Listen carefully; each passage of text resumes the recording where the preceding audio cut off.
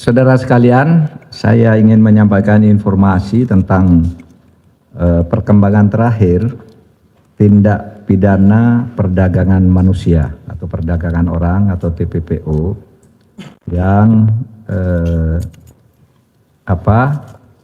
sesudah dipanggil oleh Presiden pada tanggal 29 Mei. Waktu itu 29 Mei lalu Presiden memanggil dan kemudian melakukan restrukturisasi perubahan susunan Satgas. Tidak banyak, yang berubah hanya satu.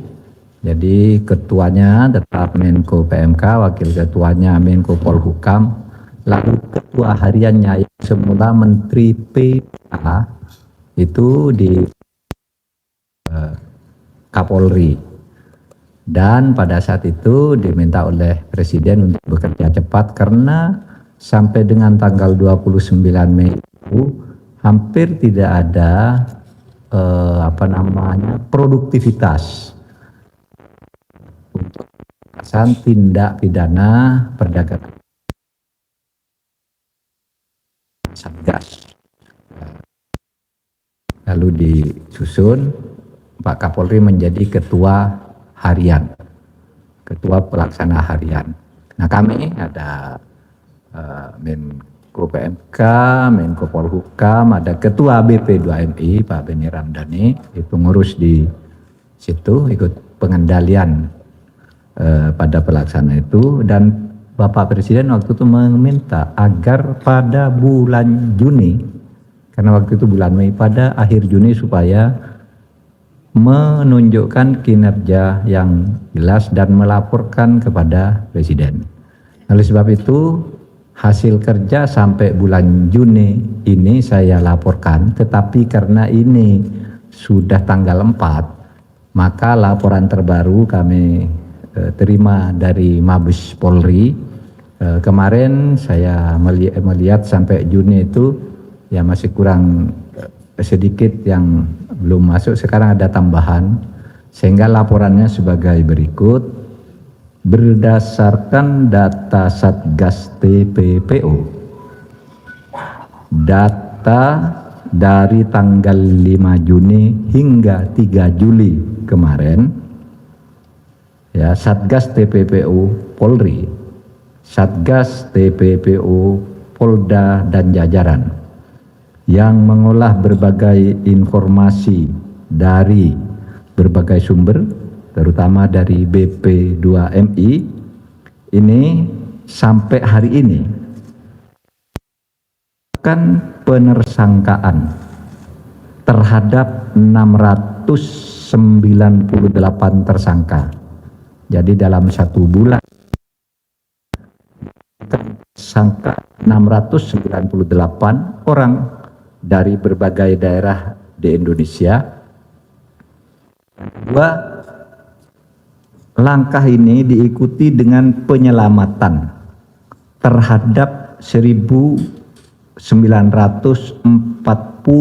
korban. 1 bulan korbannya itu 1.943 yang bisa diselamatkan. Mungkin masih banyak yang belum bisa diselamatkan, tapi ini tidak pernah terjadi sebelumnya. 1 bulan menyelamatkan sekian, dulu eceran aja, seminggu ada berita ini 2 orang diselamatkan seminggu itu, tapi yang sebulan terakhir ini sudah sangat produktif. Kemudian Polri juga sudah menerbitkan 605 laporan polisi. Jadi kalau jenis-jenis kejahatannya, orang itu ada yang online scammer untuk perjudian, prostitusi, macam-macam. Kemudian ada juga pekerja-pekerja kasar di kapal-kapal, pekerja rumah tangga di berbagai tempat yang tidak digaji tapi tidak boleh pulang juga karena ada kontrak. Ada penyiksaan juga di berbagai negara tuh TKI kita. Nah, sekarang sudah mulai tertangani dan BP2MI sekarang sudah melakukan pengawasan betul untuk lebih memperbanyak keberangkatan yang legal, karena ini yang banyak gini, ini banyak yang ilegal dulu dan kita tidak tahu. Sesudah terjadi peristiwa baru kita turun tangan. Perkembangan terakhir di daerah mana itu Pak Waka? Yang ya, Nunukan. Enggak, yang terakhir jenis kejahatannya itu perdagangan organ tubuh ya. Di Bekasi itu perdagangan organ tubuh. Coba sekarang orang dikirim ke luar negeri, di ginjalnya dijual, ditampung di berbagai ya rumah sakit dan tidak mendapat perawatan yang memadai juga. Sehingga masih saya dapat info tadi dari Polri, itu di suatu negara ada 14 orang masih tertahan di rumah sakit. Masih tertahan di rumah sakit dengan jual ginjal itu. Waktu berangkat dari sini bilang mau bekerja di restoran di mana gitu. Dari sana kontrak jual ginjal. Nah, itu jenisnya. Tetapi ini sangat produktif. 698 tersangka, 1942 korban. Kemudian siapa mereka ini? Pekerja migran Indonesia ada 65,5%. Pekerja seks komersial nih 26,5%. Kemudian 6,6% adalah untuk eksploitasi anak, dan 1,4% kerja sebagai ABK, anak buah kapal. Nah, jenis-jenis ini sekarang tambah perdagangan organ tubuh yang harus kita kejar terus-menerus. Saya mengucapkan apresiasi kepada Mabes Polri yang begitu cepat, dan Pak Polri ini pujian-pujian dari berbagai daerah, dari bupati juga banyak Pak masuk tiap saya. Hebat sekarang Polri, cepat, sudah banyak yang diselamatkan, sudah banyak yang ditangkap. Saya datang ke berbagai daerah mendapat laporan itu. PUM BP2MI juga sudah bekerja dengan sangat baik sekarang ini. Tinggal Pak koordinasinya antara BMI, Polri, dan kita semua ini.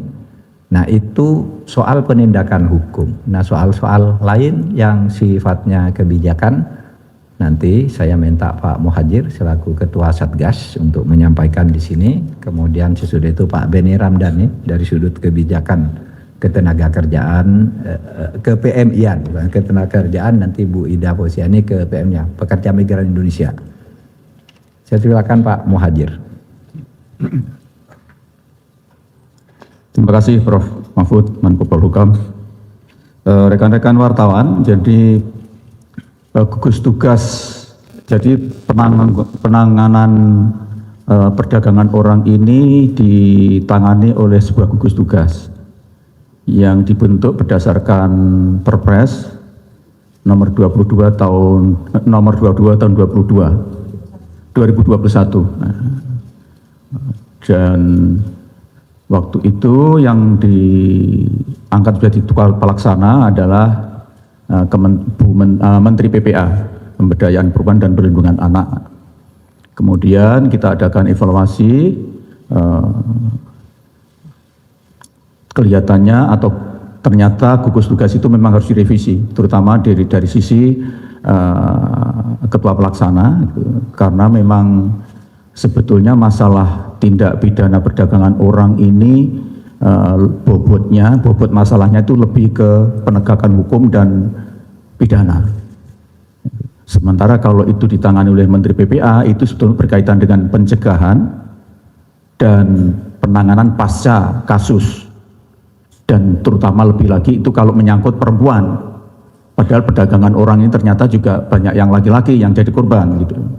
Sehingga memang kita evaluasi gugus tugas itu kurang tepat. Karena itu kemarin usulan dari kami sudah dirapatkan secara internal dengan Bapak Presiden, dan diputuskan bahwa untuk Ketua Pelaksana ini dialihkan dari Menteri PPA ke Kapolri.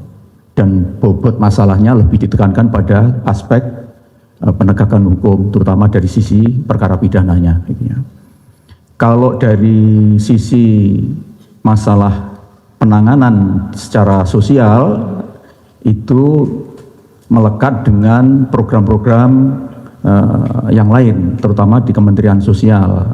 Karena itu yang dilakukan selama ini memang pada aspek pencegahan yaitu terutama mendata atau menengarai di mana saja yang menjadi sumber dari korban perdagangan orang ini, dan di situ kemudian kita lakukan intervensi pencegahan, terutama karena ini berbasis rata-rata karena masalah kemiskinan, maka kemudian kita tangani dari sisi pemberian bantuan-bantuan sosial. Kemudian dari sisi korban itu sama, kita tangani melekat dengan korban-korban PMI yang lain. Sementara program PMI itu tidak hanya terjadi mereka yang akibat dari perdagangan orang, tapi yang bukan perdagangan orang juga banyak sekali. Ya, tahun 2022 itu tercatat hampir 5.000 kasus pengaduan. Jadi basisnya pengaduan itu sekitar 4.800 sekian. Dari 4.800 sekian itu yang korban perdagangan orang hanya 173 orang, atau hanya 3,7% dari kasus. Ini artinya apa? Sebetulnya kasus perdagangan orang ini adalah merupakan fenomena gunung es, dan sekarang telah terbukti dalam 1 bulan sudah ada sekian ribu terungkap, gitu ya. Karena itu sekarang akan segera kita lakukan perubahan gugus tugas, gitu ya. Dan kita akan lebih menekankan pada sisi penegakan hukum, soal bahwa nanti kami akan terus juga kita lakukan program pencegahan dan rehabilitasi sosial untuk kasus-kasus yang ada, itu tentu saja juga akan kita tangani secara melekat dengan kasus-kasus PMI yang lain. Karena kasus PMI tadi sudah saya sampaikan, dalam 1 tahun aja hampir 5.000 kasus, itu yang diadukan, belum termasuk yang diadukan. Dan PMI legal itu bukan berarti tidak punya masalah. Masalahnya mulai dari tidak kerasan sampai tindak kriminal di tempat kerja, kemudian ketika pulang juga punya kasus, banyak yang stres, bahkan gila karena tabungannya ternyata diembat oleh keluarganya. Kalau dia PMI perempuan, gak ada, tinggal kawin sama suaminya dan hartanya juga dibawa lari oleh suaminya. Itu kasus-kasus itu juga menjadi urusan dari Kemenko PMK koordinasi dengan kementerian-kementerian yang lain. Nah, selama ini kasus korban TPO juga sama, kita perlakukan sama dengan yang lain ini. Karena itu dengan dialihkannya ketua pelaksana gugus tugas dari Kementerian PPA ke Mabes Polri, saya berharap penanganan ini betul-betul bisa menjadi lebih serius, lebih targeted, dan kita harapkan perang melawan perdagangan orang ini betul-betul bisa kita laksanakan dengan baik. Saya kira itu yang bisa saya jelaskan. Waktu kami serahkan kepada Prof. Terima kasih Pak Menko, Bapak Ibu sekalian yang sangat saya hormati, rekan-rekan pers. Di tengah upaya gerak cepat rekan-rekan dari Kepolisian Republik Indonesia melakukan langkah-langkah penegakan hukum tindak pidana perdagangan orang, diduga kuat sindikat melakukan perlawanan dengan membangun framing 2 hal. Pertama, dibangun framing di berbagai media seolah-olah Satgas TPPO melakukan penangkapan terhadap PMI. Ini harus dijelaskan. Yang ditangkap oleh Satgas TPPO adalah calo, kaki tangan, dan sindikat penempatan ilegal itu sendiri. Tadi jumlahnya sudah disampaikan, ya, 600 lebih sudah tersangkakan yang ditangkap. PMI 1.900 lebih adalah mereka yang diselamatkan oleh rekan-rekan dari kepolisian, dalam hal ini Satgas TPPO. Jadi framing ini dibalik untuk melemahkan tugas-tugas negara, dan pasti ini order, ini pasti titipan, sindikat penempatan ilegal. Yang kedua, framing yang dibangun adalah apa yang dilakukan oleh rekan-rekan kepolisian.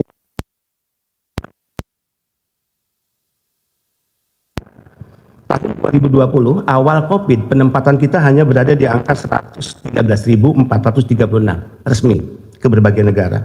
2021, situasi COVID saat itu dalam kondisi yang sangat parah, penempatan hanya 72.624 orang PMI. 2022 semakin membaik kondisi pasca COVID, trennya semakin positif, penempatan berada di angka 200.761 orang yang berangkat ke luar negeri. 2023, 1 Januari hingga 4 Juli per hari ini, 2023, 1 semester, penempatan sudah berada di angka 137.038 PMI. Semakin positif trennya, kita bisa prediksi akhir tahun penempatan bisa menembus 270.000. Kalau menembus 270.000 itu artinya penempatan kembali normal, karena rata-rata Indonesia menempatkan setiap tahun sebelum Covid 270.000 PMI. Yang kedua, hari ini saya bertemu dengan Pak Ivan dan Pak Danang dari PPATK. Besok BP2MI sudah mulai bekerja untuk menyampaikan beberapa pihak, beberapa nama untuk kita minta tracing terkait aliran-aliran dana yang terkait dengan tindak pidana perdagangan orang. Plus kita baru menerima data dari berbagai data yang dikirim oleh rekan-rekan PPATK, diduga kuat satu orang BP2MI, tentu masih kita rahasiakan namanya, di mana terlibat menerima aliran dana dari sindikat penempatan ilegal. Besok kita lakukan pemanggilan, lakukan pemeriksaan secara intensif, dan saya yakin sanksi berat termasuk pemecatan akan kita lakukan kepada yang bersangkutan. Kita serius dan kita tidak main-main dalam hal ini. Kemudian saya ingin sampaikan posisi akhir yang ditangani selama 3 tahun oleh BP2MI. Jauh lebih meningkat setelah dan tanggal 20 Mei. Meninggal dari tahun 2020 hingga 2023 per 3 Juli 2023 2.251 yang kita tangani kepulangannya ke Indonesia. Artinya 2/3 peti jenazah masuk ke dalam negeri.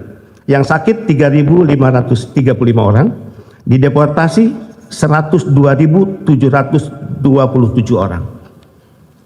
Khusus tahun 2023 1 Januari hingga 3 Juli 2023 total yang kita tangani meninggal 278. Itu yang di NTT pernah disebut oleh Pak Mahfud 1 tahun 55 orang. Sakit 176 orang dan dideportasi 10.600. 5 tahun lalu, 6 tahun lalu, 7 tahun lalu, bahkan ada yang belasan tahun lalu. Jadi jauh sebelum saya menjadi kepala BP2MI. Terakhir saya ingin sampaikan kepada rekan-rekan pers bahwa selain tugas dalam hal pelaksanaan penempatan PMI resmi yang terus kita lakukan penguatan tata kelolanya, sebagaimana perintah Presiden untuk kolaboratif kita lakukan, daerah dan juga stakeholder, khususnya rekan-rekan dari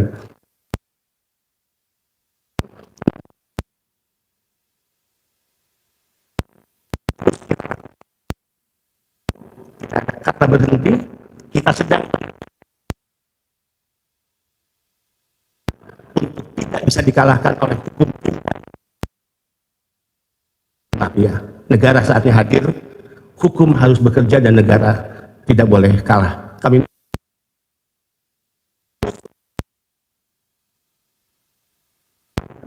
TPPU untuk saatnya berani bicara.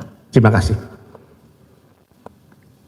Mumpung ada Wakabaris-Krim, mungkin ada informasi-informasi yang lebih mempertajam lagi apa yang kita sampaikan tadi. Silakan Pak.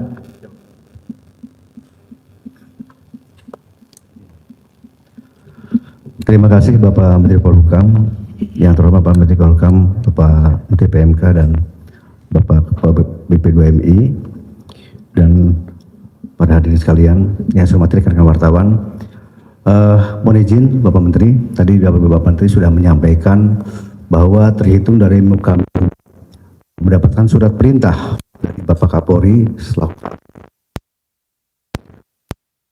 6 sampai tanggal 7 kita langsung melakukan gerakan ke daerah Kalimantan Kaltara, yang mana setelah kami analisa, kami deteksi bahwa banyak sekali di sana terjadinya suatu perbuatan tidak pidana perdagangan orang, yang mana kita lihat pada saat hari pertama kita melakukan operasi itu ada sekitar kami dapat Bapak Menteri ada sekitar 600 penumpang dari berbagai daerah, terutama daerah-daerah NTB, daerah Sulsel, dan juga daerah Kalimantan Timur yang mendarat di Pelabuhan Tanah Tuko.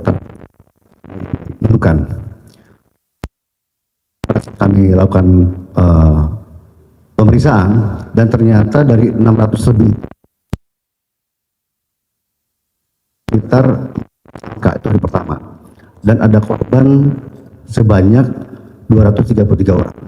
yang berhasil kita selamatkan. Jadi itu kita kembangkan terus sampai hari kedua dan kita mendapatkan sampai 10 tersangka.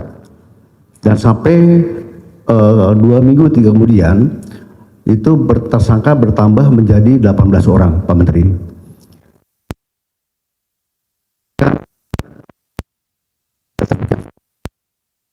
Dan alhamdulillah kemarin perlu kami laporkan Pak Menteri juga bahwa di 7 orang DPO tersebut sudah 4 yang bisa kita tangkap. Yang mana DPO tersebut adalah sebagai pemesan, ya pemesan para pekerja itu yang akan dipekerjakan di Malaysia. Hasil komunikasi kita dengan pekerja Malaysia, polis dan alhamdulillah 4 dari 7 itu sudah kita dapatkan. Dan rencana akan kita kembangkan, kita akan tahu sampai di mana dia melakukan perbuatan tersebut dan siapa-siapa saja yang terlibat, ya. Karena sesuai arahan Bapak Kapolri, siapapun terlibat dan arahan Bapak Menko, siapapun terlibat kita akan tindak tegas, yaitu. Dan juga ada beberapa hal yang perlu kami sampaikan bahwa dari hasil pemeriksaan pengembangan penangkapan yang kita lakukan, yang sampai saat ini sudah 640 selamatkan. Hal ini tidak kita berhenti, ya tidak berhenti, terus kita akan lakukan penangkapan sampai ya kita tidak akan berhenti. Bagaimanapun juga secara Bapak Presiden, Bapak Menko, Bapak Kapolri, korban sehingga mereka hak keamanannya, hak sosialnya ataupun dan juga hal yang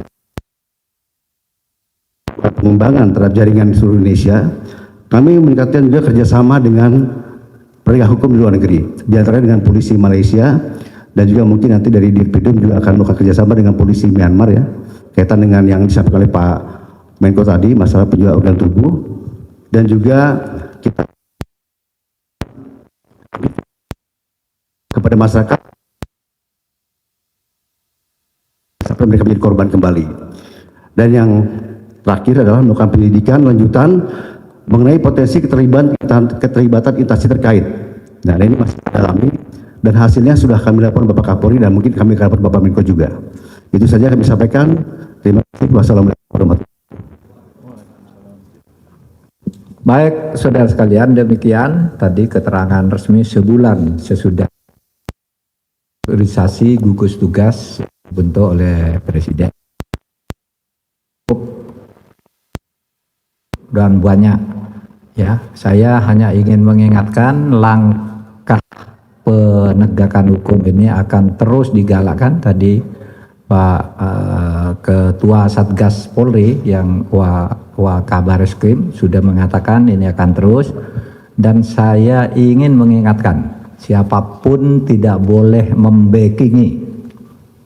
membackingi kejahatan tindak pidana perdagangan orang ini, karena kita tahu dari identifikasi yang dibuat oleh BP2MI di mana-mana banyak.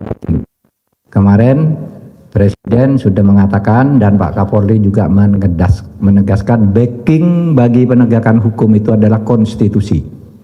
Oleh sebab itu siapa yang membackingi tindak pidana perdagangan orang itu artinya melawan konstitusi. Melawan konstitusi itu melawan hukum negara, akan ditindak tegas. Dan artinya kalau sudah beda backingan itu artinya sudah institusi pemerintahan, oknum di institusi pemerintahan kalau sudah bicara backing. Entah itu kantor pemerintah daerah, entah itu camat, entah TNI, entah Polri, entah imigrasi, akan sampai pada gilirannya untuk juga ditindak. Sekarang kita lebih utamakan selamatkan korban dan siapa agen, siapa pengirimnya. Nanti akan melangkah ke situ. Oleh sebab itu jangan main-main, ini masalah kemanusiaan. Saudara, menurut data yang dimiliki lebih dari 9 juta warga negara Indonesia itu menjadi pekerja pekerja Indonesia, dan lebih dari 4.500.000 itu adalah ilegal. Oleh sebab itu kalau laporan tadi yang masuk ke PMK itu yang dilaporkan ke PMK dan sekian persen TPPU. Tapi sebenarnya angkanya jutaan, tetapi tidak melapor ke PMK, melainkan ditemukan oleh BP2MI, ditemukan oleh polisi, ditemukan di imigrasi dan sebagainya. Nah itu yang kita himpun, angka jutaan itu. Kalau ada yang mau tanya, dari mana? Selamat siang Pak Menko, Pak Wakabareskrim, Pak Menko Muhajir, Pak Beni. Saya Santi dari DN Times. Izin Pak Menko, ada 3 pertanyaan untuk 3 pejabat yang berbeda. Untuk Pak Menko, tadi sempat disampaikan bahwa sejauh ini sudah ada 698 tersangka selama 1 bulan yang ditangkap. Dan tadi Pak Menko menyatakan juga bahwa ada backing dari beberapa instansi. Apakah artinya dari 698 ini pejabat atau oknum yang dimaksud belum berhasil ditangkap, dan komitmennya nih Pak, karena kan saya paham bahwa yang seperti ini tuh sporadis ya Pak. Jadi untuk sementara pasti akan tiarap dulu, tapi nanti ketika sudah tidak lagi dilakukan penangkapan secara masif, mereka akan kembali beroperasi karena ada backing tersebut gitu. Bisakah kami menjamin bahwa proses hukumnya akan menjerat sampai ke level atas begitu Pak Menko? Kemudian untuk Pak Beni, tadi Pak Beni sempat menyatakan juga bahwa akan menggandeng PPATK untuk menelusuri aliran dana dari tindak kejahatan TPPU ini. Pak, bolehkah diungkap sebenarnya ada berapa sih nominal perputaran uang di sempat menyatakan juga bahwa salah satu tindak kejahatan ini terus subur karena nominal uangnya yang sangat besar begitu. Kemudian untuk Pak Wakabareskrim terkait yang soal perdagangan ginjal ya Pak, itu sebenarnya modusnya seperti apa yang ditemukan oleh pihak kepolisian? Sampai tadi disampaikan oleh Pak Menko masih ada 14 orang yang tertahan di rumah sakit. Itu berarti yang ingin menjual ginjalnya begitu ya Pak, sehingga masih tertahan di rumah sakit. Itu saja, terima kasih. Ya, jadi begini, soal pemilahan yang mana yang oknum institusi, mana yang tidak, biar dipilah nanti oleh Polri dan oleh Pak Beni. Pak Beni itu sudah punya peta-peta itu, tapi mungkin ada yang sudah ditangkap, ada yang jawab sekarang. Tetapi yang sudah 5 orang oknum tersangka yang itu pejabat, gitu. Ini ke belakang. Maksud saya yang bercokol di kantor-kantor pemerintah itu supaya hati-hati, akan kami cari juga. Dulu kan kenapa tindakan terhadap pelaku tindak pidana perdagangan orang ini lambat? Karena dulu diskusi selalu begini, ini kan penyebabnya kemiskinan, ini kan penyebabnya pendidikan, ini kan penyebabnya masalah ini, masalah itu. Sehingga lalu berpikir itu dulu selesaikan. Sekarang waktu rapat dengan Presiden kita preventif dilakukan, tetapi tidak boleh menunda penindakan. Dulu kan suruh nunggu, tindak dulu karena ini kita kan salah, banyak orang miskin. Sekarang itu atasi orang miskin, tetapi penindakan yang mengeksploitasi orang miskin dengan tindak pidana perdagangan orang itu akan ditindak secara bersamaan, tidak nunggu selesainya preventif maupun preemptif, karena itu tidak mungkin ya, itu dilakukan secara bersamaan. Itu saja. Tadi ada pertanyaan kepada Bapak Bareskrim, sampai sejauh mana akan ditindak, katanya ke atas. Terima kasih Bapak Menko. Yang ini ya, yang apa? Perdagangan orang, yang ginjal. Baik, untuk sampai saat ini untuk masalah kasus perdagangan ginjal yang ditemukan di Bekasi masih dalam proses pengembangan, ya, yang mana Polda Metro akan tarik sampai masih ditelusuri, masih baru kita akan sampaikan ke media. Demikian Mbak, terima kasih. Ya, saya menambahkan, pertama kita sudah MOU dengan PPATK. Pertemuan tadi memastikan ada pihak-pihak yang kita akan serah ke PPATK, baik perorangan di lingkungan BP2MI ya, untuk kita minta tracing, maupun lembaga-lembaga berbadan hukum. Penjelasan sudah disampaikan oleh PPATK sebelumnya, ya, ratusan miliar perputaran uang yang diduga berasal dari sindikat penempatan ilegal. Itu belum jika ditarik mundur ke belakang, misalnya 5 ataupun 10 tahun lalu. Ini yang sering saya katakan, ini bisnis kotor yang perputaran uangnya sangat besar. terkait keterlibatan pihak-pihak dari kementerian lembaga sudah dari 3 tahun lalu saya katakan bahwa kenapa mereka menjadi kelompok yang untouchable di negeri ini, karena selalu dibackingi oleh oknum-oknum yang memiliki atributif kekuasaan, dan ini era keterbukaan. Saya katakan ada oknum TNI terlibat, oknum Polri terlibat, oknum kementerian lembaga terlibat, Pemda terlibat, dan oknum di BP2MI. Saya ingin fair mengatakan ini. 8 bulan lalu saya pecat satu orang anggota staf BP2MI yang diduga terlibat, ya, dan saya umumkan melalui konferensi pers live lewat media sosial kita agar ada hukuman sosial. Tadi pertemuan dengan Pak Ipan kita mendapatkan tambahan data bahwa ada aliran uang yang diduga dari sindikat kepada salah satu staf di BP2MI. Besok kita lakukan pemanggilan, pemeriksaan secara intensif. Pasti ya sanksi beratnya mengarah kepada pemecatan. Kita tunggu hasil pemeriksaan tim. Terima kasih. Silakan Pak. Tadi menanyakan tentang penanganan kasus ini seolah ini hanya sifatnya sementara. Saya tegaskan bahwa sekarang ini sudah terinstitusionalisasikan. Jadi kenapa? Karena gugus tugas itu memang sifatnya ad hoc dulu dan tidak bekerja, terutama tentu saja karena COVID. Nah, sekarang ini sudah terlembagakan karena di Polri sekarang sudah ada direktorat. Jadi akan ada direktorat khusus untuk PPA dan TPPO. Jadi perlindungan anak, dan TPPO itu nanti ada direktorat khusus sehingga tidak lagi ad hoc. Dan mudah-mudahan ini akan, tadi sudah Prof. Mahfud juga sudah menyampaikan, ini akan terus kita lakukan secara terus-menerus, tidak akan berhenti sampai betul-betul tuntas sehingga sistem dan ekosistem tenaga kerja kita, terutama pengiriman tenaga kerja luar negeri kita, baik mulai saat akan dikirim, ketika berada dia bekerja, sampai nanti pulangnya itu ditangani secara lebih komprehensif dari sisi penegakan hukum, dari sisi penjaminan mereka di sana, kepastian perlindungan hukum ketika dia bekerja, sampai nanti ketika pulang dia juga betul-betul bisa menikmati hasil kerjanya di luar negeri itu. Terima kasih. Saudara, tidak perlu ada pertanyaan lagi. Saya ada rapat berikutnya di kantor Wapres soal ini. Jadi cukup, sudah jelas dimuat apapun yang tadi dikemukakan di sini, tidak ada yang diembargo. Apapun saudara tulis, tapi jangan dibuat gosip-gosip yang tidak ada. Tapi yang ini tadi bukan gosip, semua benar. Terima kasih. Assalamualaikum warahmatullahi wabarakatuh. Pak Menko izin satu pertanyaan Pak Menko. Pak Menko izin. Pak Menko.